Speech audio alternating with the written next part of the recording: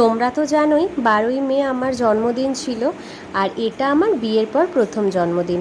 তাই ভেবেছিলাম যে এই বছরটা আমার বর আর শ্বশুরবাড়ির সবার সাথেই থাকবো, কিন্তু সেটা পড়ে গেছে সোমবারে।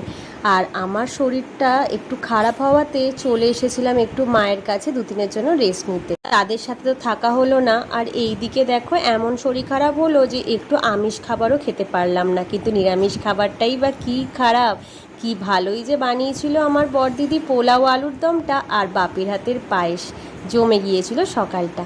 আর দেখতে পাচ্ছ বিকালে আবার সুন্দর করে রেডি হয়ে নিয়েছি। তার কারণ আমার বর মশাই সন্ধেবেলায় এই সুন্দর কেকটা নিয়ে আমাকে সারপ্রাইজ দিতে চলে এসেছিল আমার বাপের বাড়িতে। তো চলো এবার কেকটা কাটিং করা যাক। এবছর একটা ছেড়ে দুটো কেক কাটলাম। আগের দিন দিদি আনলো আর আজকে আনলো বর। কী যে খুশি হচ্ছে আমাকে দেখতেই পাচ্ছ। আর আমি সত্যি কথা বলতে ছোট্ট ছোট্ট এই বিষয়গুলো নিয়ে না খুব খুশি আর সুখে থাকতে চাই। তো এখানে সবাই ছিল, দিদি, তুলি, বাপি, মা, বর সবাই বসেছিল। তো এখানে কাটা হয়ে গেছে।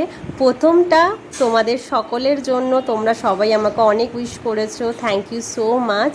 কেকটা খেতে দারুণ ছিল। আর জানো তো আমার এই চকো চিপসগুলো খেতে কিন্তু খুব ভালো লাগে। আগের দিন দিদি এনেছিল, তার মধ্যেও কিন্তু ভরে ভরে চকো চিপস ছিল, বাট আমি একটু অল্পই খেয়েছি, পেটটা যেহেতু একটু খারাপ ছিল। এবার চলো খাওয়াই আমার বরমশাইকে। সে যা লাজুকে, ও তো ক্যামেরার সামনে কিছুতেই আসবে না, অনেক রিকোয়েস্টের পর এসছে।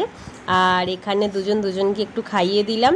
হ্যাঁ, বাট একটা কথা, আমার গিফটটা কিন্তু এখনও পাওনা আছে। বর বলেছে সেটা খুব শীঘ্রই দেবে, সেটা যখন দেবে সেটাও তোমাদের সাথে শেয়ার করব।